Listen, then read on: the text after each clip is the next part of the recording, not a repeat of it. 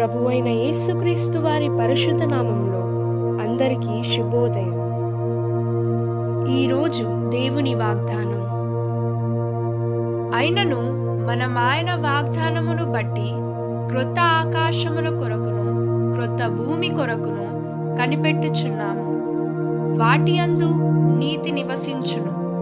2 పేతురు 3:13. Today, God's promise. Nevertheless, we, according to His promise, look for new heavens and a new earth, in which righteousness dwells. 2 Peter chapter 3, verse 13. आज परमेश्वर का वादा, पर उसकी प्रतिज्ञा के अनुसार हम एक नया आकाश और नया पृथ्वी की आस देखते हैं, जिनमें धार्मिकता वास करेगी. 2 पात्रस 3:13.